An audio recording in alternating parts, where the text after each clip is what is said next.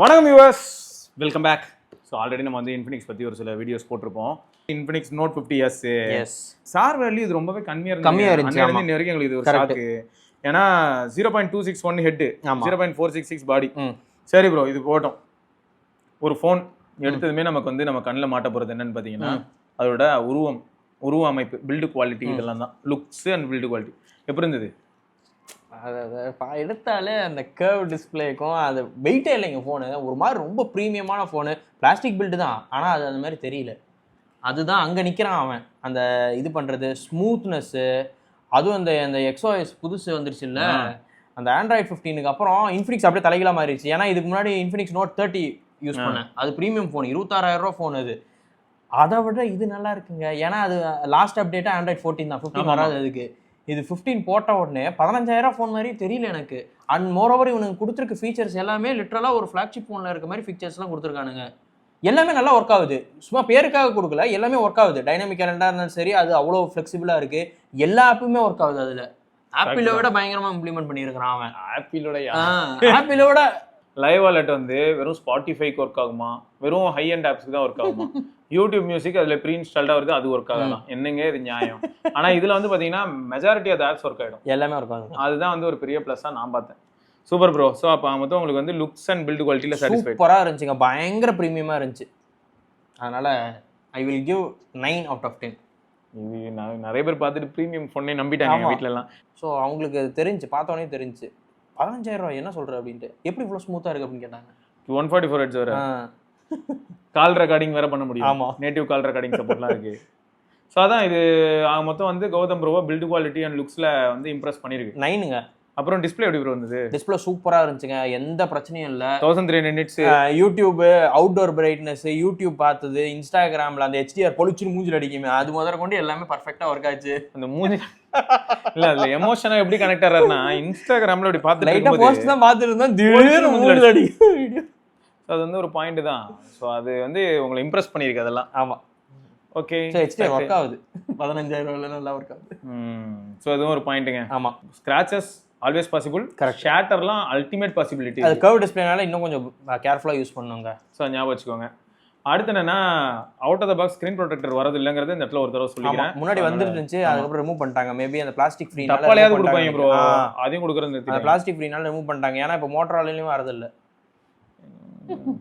தெரியல. சரி ஓகே, இல்லாட்டி ஒரு வேளை இவங்க 2 பேருக்கும் டிஸ்பிளே பண்ணி கொடுக்குறவங்க வந்து ஒட்டி தரமாட்டான் போல. ஆமாம், இருக்கலாம் அசம்பிள் பண்ண வரும்போது.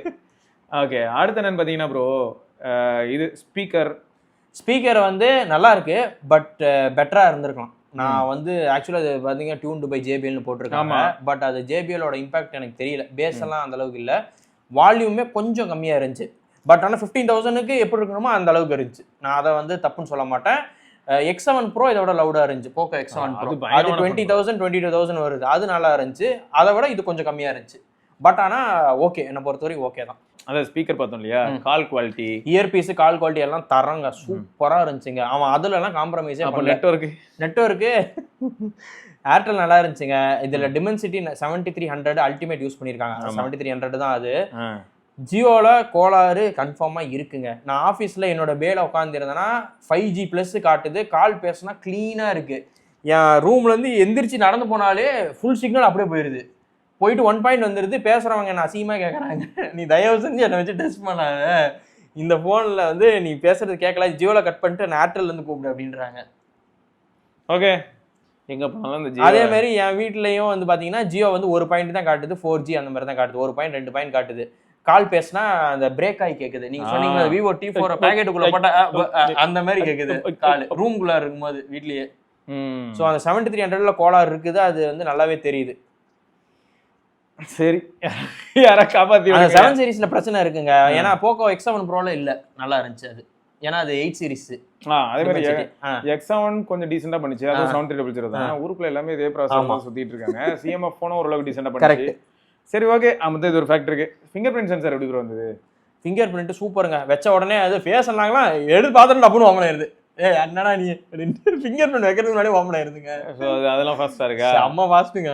சரி ரெஸ்பான்ஸ் அதான் சொல்றேன்ல, ஃப்ளூயிடா இருக்குங்க ஃபோன். அந்த OS வேற லெவல் ஆப்டிமைஸ் பண்ணிருக்கானுங்க. ஹாப்டிக் ஃபீட்பேக் ப்ரோ, ஹாப்டிக் மண்ணு மாதிரி தாங்க இருக்கு.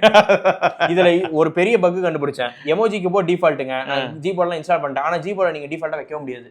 நான் உங்களுக்கு ஃபோன் பண்ணி கேட்டேன் பாத்தீங்களா, ஜிபோர்டை வைக்கவே முடியல.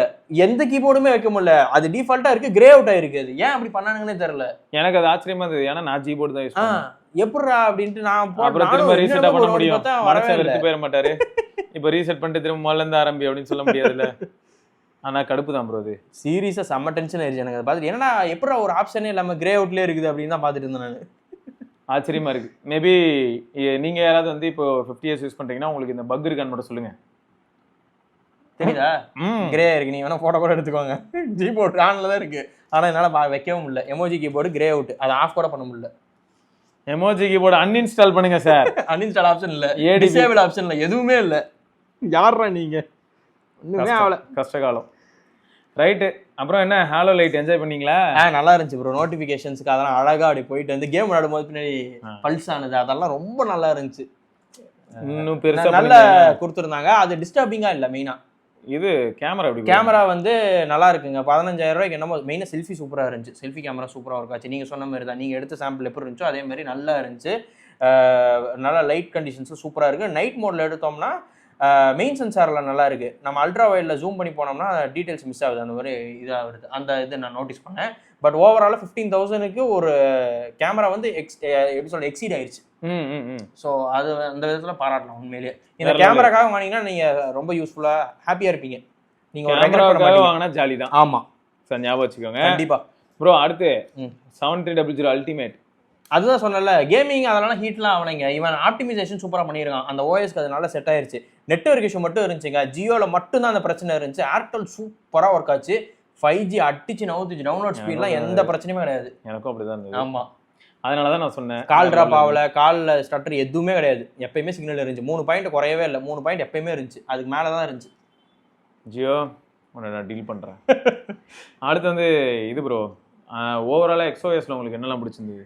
அந்த ஓஎஸ் ரொம்ப பிடிச்சிருந்துச்சுங்க. ஏன்னா இன்ஃபினிக்ஸ் நோட் 30 யூஸ் பண்ணதுனால எனக்கு நல்லா தெரியும். ஆண்ட்ராய்ட் 14 எப்படி இருந்துச்சு, கேவலமா இருந்துச்சு அது. அந்த ஓஎஸ் ஃபோன் எனக்கு ரொம்ப பிடிச்சிருந்துச்சு. நான் அந்த ஃபோனை யூஸ் பண்ணும்போது வைக்கவே மனசு வரல. எனக்கு அந்த ஃபோனை பின்னாடி லெதர் நல்லா தின் பயங்கர பிரீமியமா இருந்துச்சு, சூப்பரா இருந்துச்சு. ஆனா ஓஎஸ் வந்து வேற லெவல் கேவலமா இருந்துச்சு. அது ஒரு மாதிரி எப்படி சொல்றது, 10,000 ரூபாய் கீழே ஒரு ஃபோன் வாங்கினா ஃபுல்லா ப்ளோட்டரா இருக்கும் பாத்தீங்களா, அந்த மாதிரி இருந்துச்சு.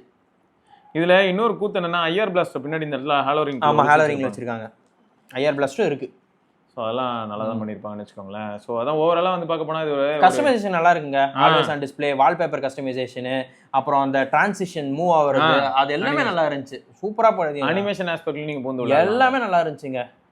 ஸோ இதில் ஹைலைட் என்னன்னா இப்போ லாஸ்ட்டாக battery life 45 watt charging, 5500 mAh தான் பேட்டரி, 45 வாட் சார்ஜிங் ஃபாஸ்ட் ஆகுது.